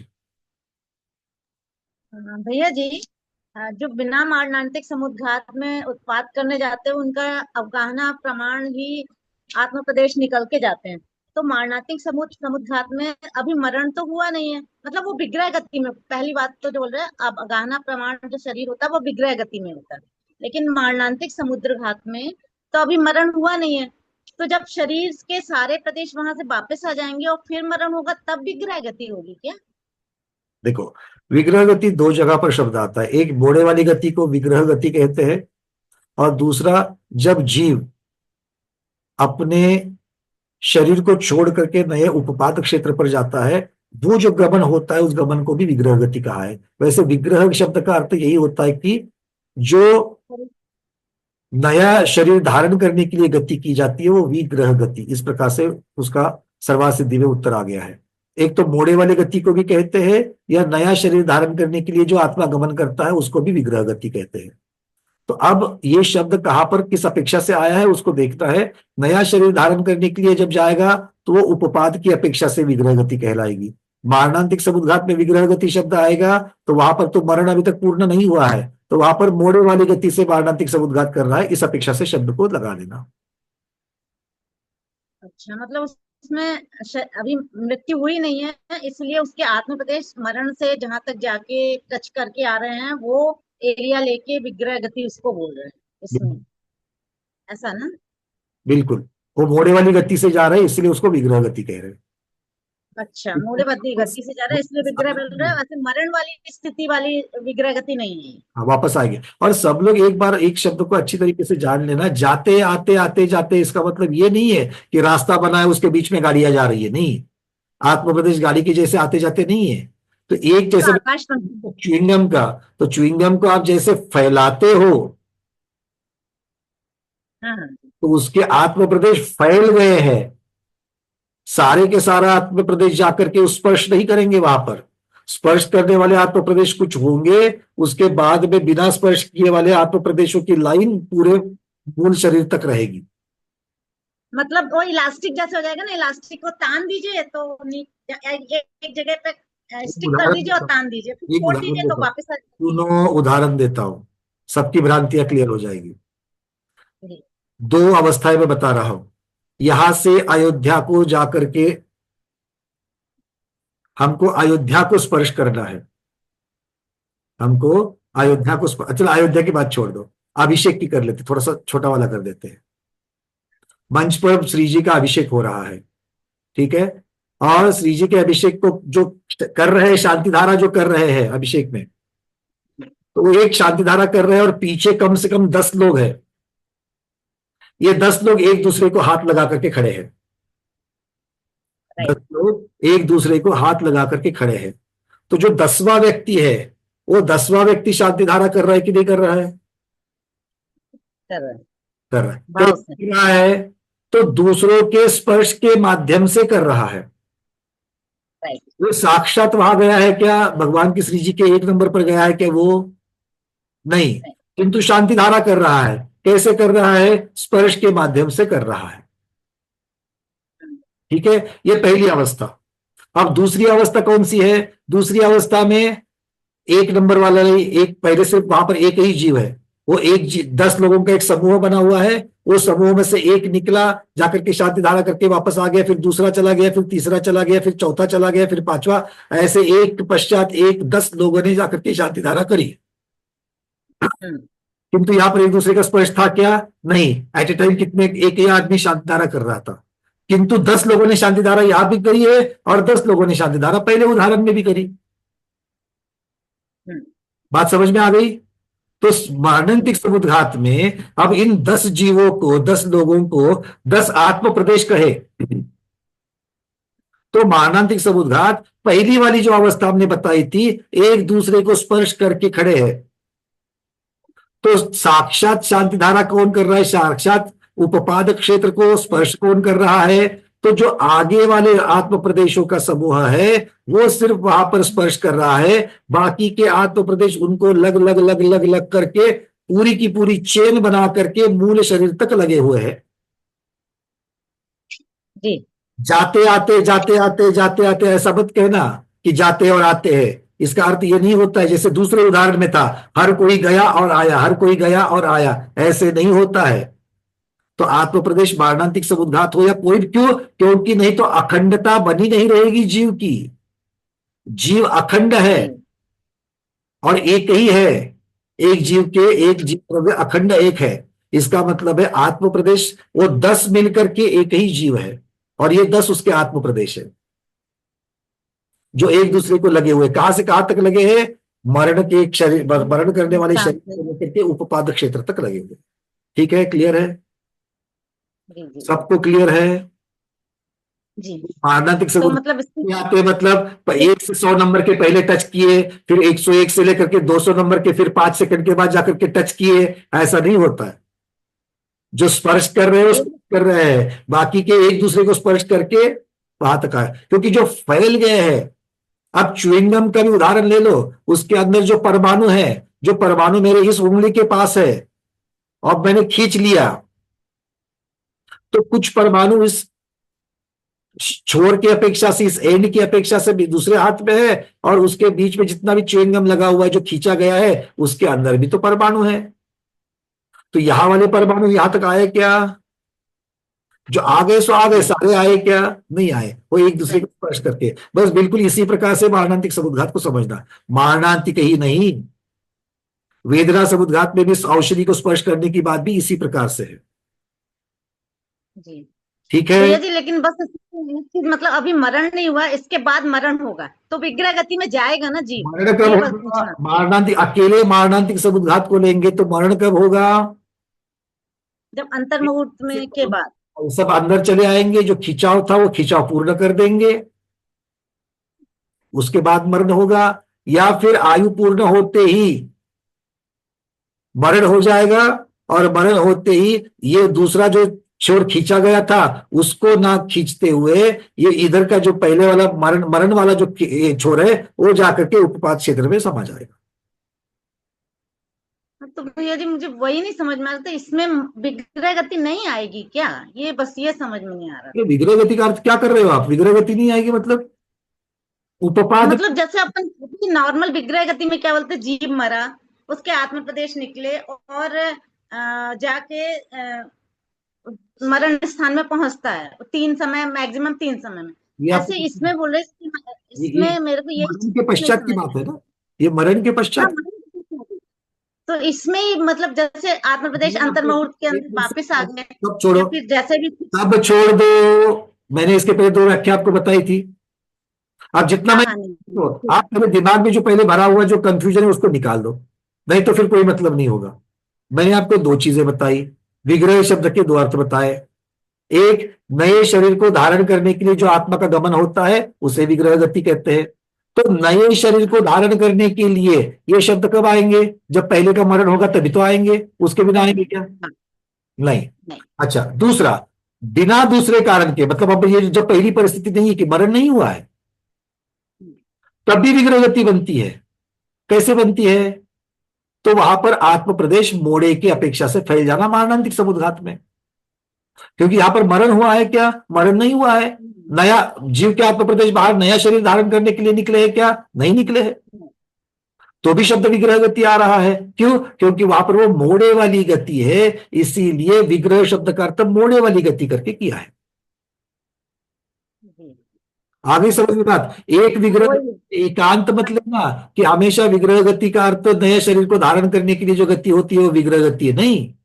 अगर ऐसा होता तो शब्द का अर्थ मोड़ा होता ही नहीं, रुजु गति को विग्रह गति कहते ही नहीं।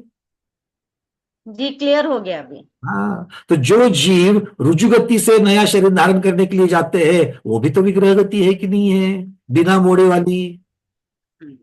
तो फिर उसको विग्रह गति क्यों कहा? क्योंकि वो नया शरीर को धारण करने की अपेक्षा से विग्रह गति कहा।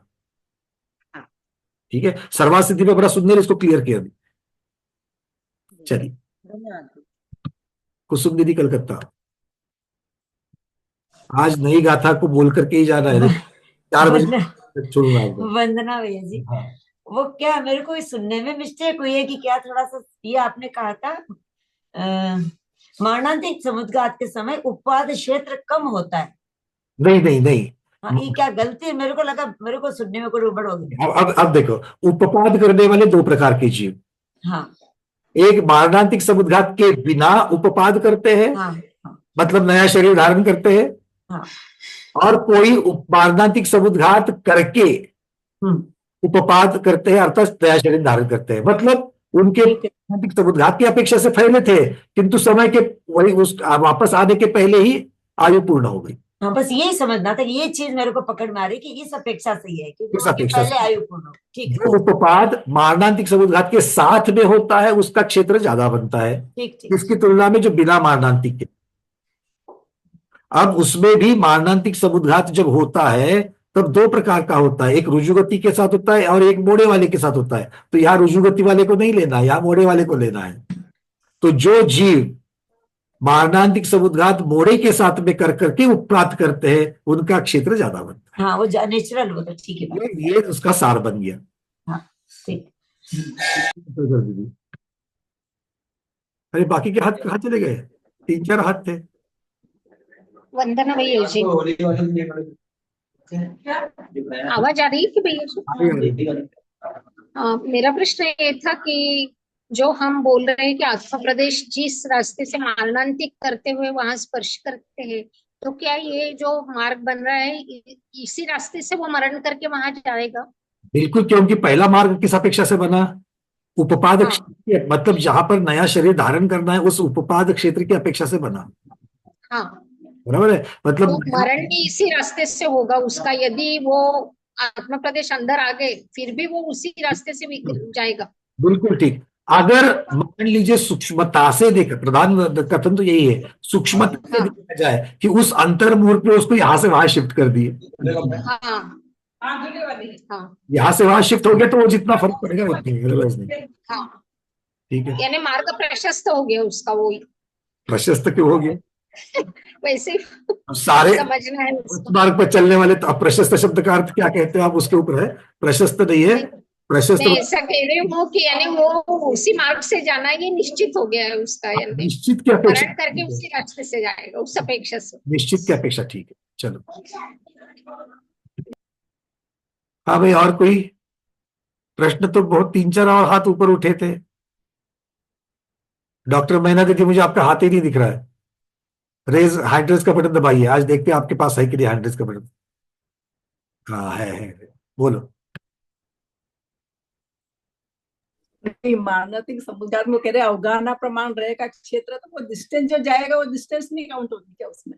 डिस्टेंस जाएगा तो कैसे होगा? एक समय में कितना डिस्टेंस जाएगा? एक समय में वो उपपाद तक जा रहा है ना। एक समय में कहा जा रहा है? एक समय क्या है? एक समय के टुकड़े नहीं करने, मैंने पहले बता दिया, एक समय के टुकड़े नहीं होते हैं। मरण का समय, अगला समय। मरण के समय में अवगाहना प्रमाण था, अगले समय में भी अवगाहना प्रमाण है, क्योंकि आत्म प्रदेश फैलेंगे तो ही तो अवगाहना से ज्यादा क्षेत्र बनेगा, नहीं तो अवगाहना प्रमाण ही तो बनेगा। तो मारणांतिक समुद्घात में तो फैल रहे हैं ना, पहले वो टच करके आ रहा है ना। आप पहले डिसाइड कर लो कि आप कौन सी चीज का संदर्भ लेकर के चलना चाहते हो। नहीं, मैं यही कह रही हूँ, जो पहले प्रमाण की बात कर रहे हो तो वो मारणांतिक समुद्घात की अपेक्षा से वर्णन नहीं होगा, क्योंकि मारणांतिक समुद्घात में अवगाहना से आत्म प्रदेश बाहर आते कि नहीं आते हैं? आते ना, तो आते हैं तो प्रमाण नहीं बनेगा, अवगाहना से ज्यादा बनेगा ना वो। हाँ, तो वही तो अवगाहना प्रमाण नहीं बनेगा। ठीक है, चलिए। शोभाष मेरा दीदी।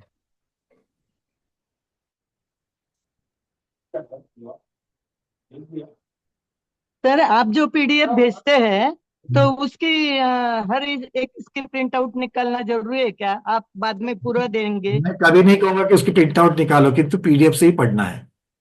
जो फाइनल पीडीएफ दी है उसी से पढ़ना है। अच्छा, तो प्रिंट आउट निकालना जरूरी नहीं है? नहीं, प्रिंट आउट निकालना क्या जरूरत है, हमने कभी नहीं कहा प्रिंट आउट निकालो, क्योंकि जब फाइनल हो जाएगी तो प्रिंट आउट निकालो, अब तक तो फाइनल नहीं हुई है। तो आप ये पूरा होने के बाद एक साथ देने वाले हैं क्या? हमेशा देते हैं तो सब। फिर एक साथ हमारे तरफ ये होगा ये बंच उसका, इसलिए पूछा मैंने। संपूर्ण आवृत्ति करके आती कि नहीं आती हर एक मार्गना के अंत में?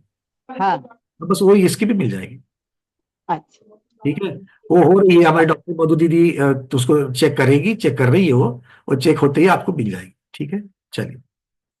हाँ, कुसुम दीदी कलकत्ता, बोलिए। ना भैया जी, आपने पीडीएफ में वो गोदा जी के थोड़े दिए हैं, संजीव गोदा जी का सारा विवरण दिया है क्या सर? नहीं, हमने जो जो लोग हमें मैसेज भेज रहे हैं उनको भेज रहे हैं हम। अच्छा, तो हमको चाहिए तो मिश्र जी हाँ, के उसमें नहीं है। मैसेज करें तो हम भेज देंगे। ठीक है, थैंक यू। ठीक है, चलिए। नहीं मधु दीदी, हम कोई जल्दी नहीं है, आप अपने हिसाब से कर लीजिएगा। स्वास्थ्य भी बहुत, स्वास्थ्य की अनुकूलता के अनुसार आप उसको चेक कर लीजिए, कोई बात नहीं। चलिए, और कोई किसी का प्रश्न है? नहीं तो फिर अब हमने 544 नंबर की का था। चलो सुजाता दीदी बोलो।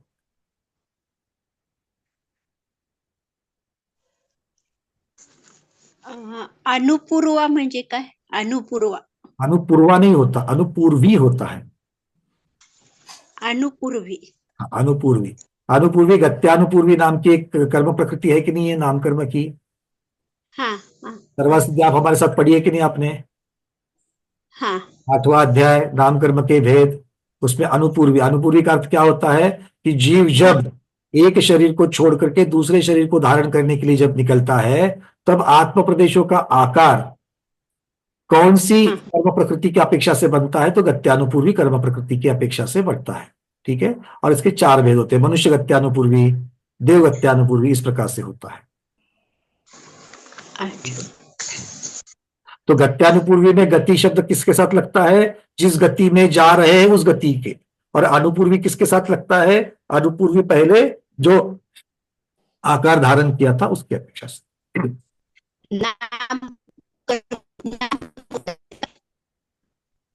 नाम कर्म प्रकृति, आपकी आवाज को खोल दीजिए। नाम कर्म प्रकृति का भेद है ये। चल, और कोई प्रश्न? सारे प्रश्न निकल गए, खत्म हो गए। चलिए, गाथा क्रमांक 544। अब यहां से एक बार उच्चारण उसका कर लेते हैं।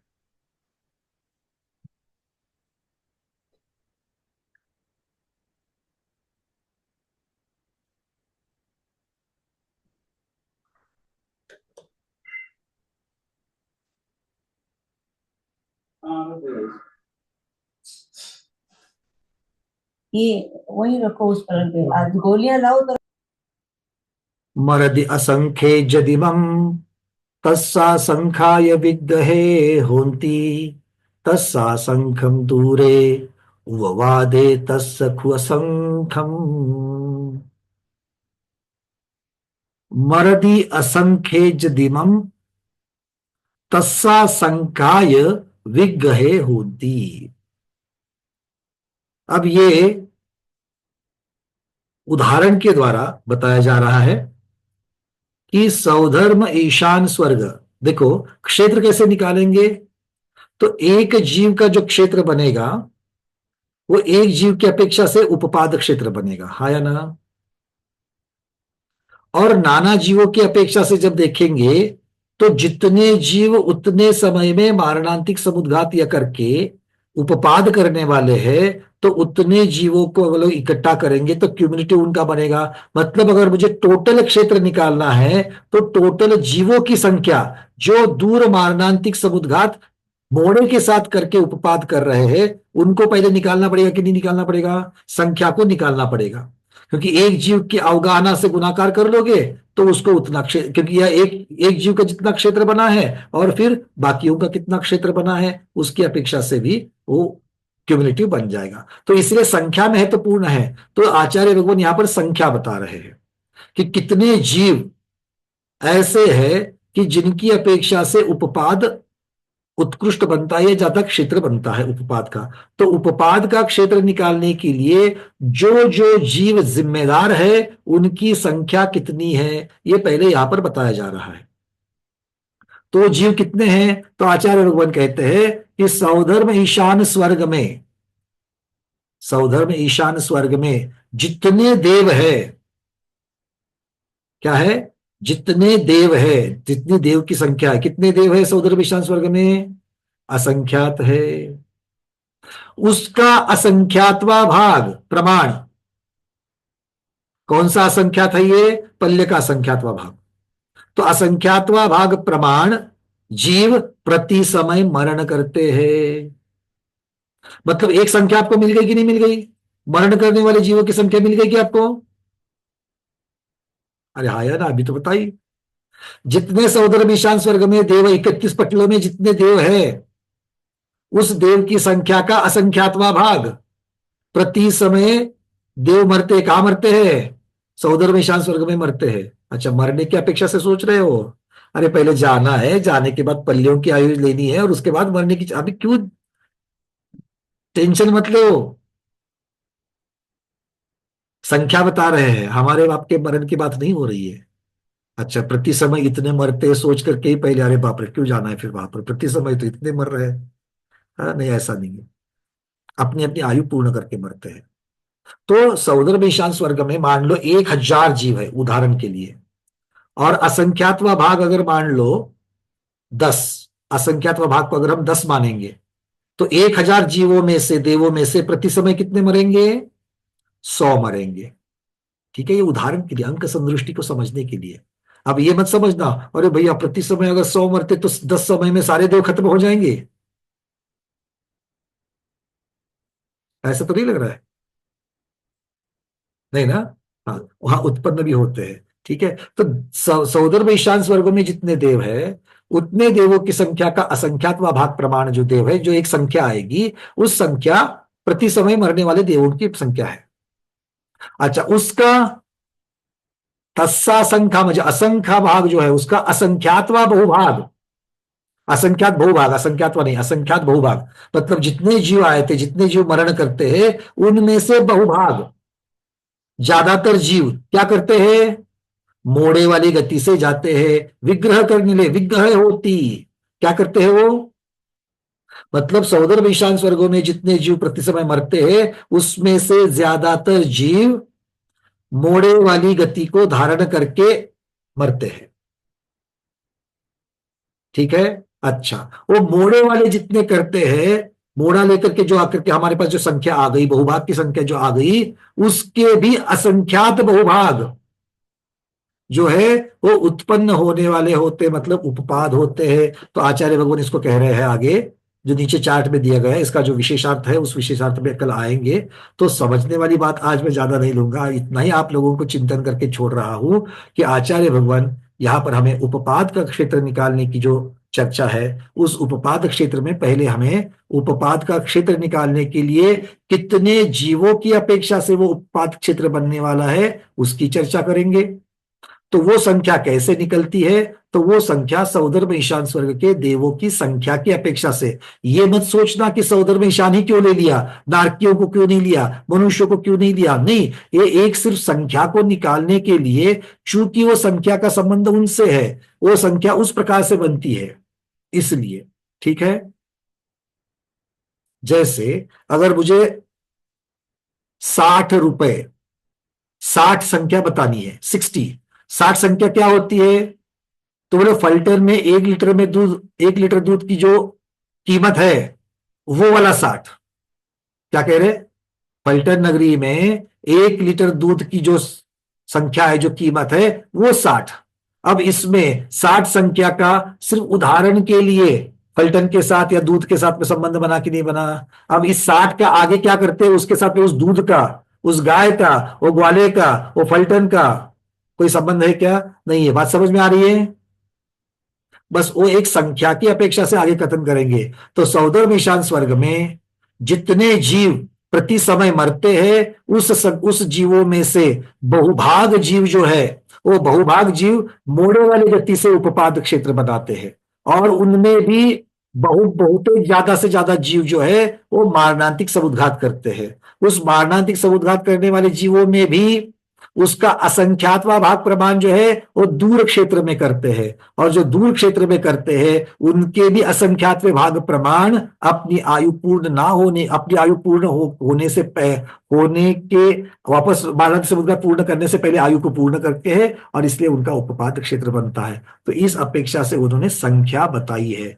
तो कल इसी संख्या को और डिटेल्स में हम देखेंगे, किंतु आज इस प्रकार से आपको आज जो हमने मारणांतिक समुद्घात और उपपाद इसकी अपेक्षा से जो हमने आज भूमिका तैयार की है उसको बिल्कुल क्रिस्टल क्लियर करना, क्योंकि उसके बिना करके अगर संख्या समझने के लिए जाएंगे तो समझ में नहीं आएगी, और संख्या समझ में नहीं आएगी तो उपपाद क्षेत्र समझ में नहीं आएगा। उसके आगे वाला जो प्रकरण है स्पर्शन क्षेत्र का, वो बड़ा इजी है, एकदम फास्ट चलेंगे फिर।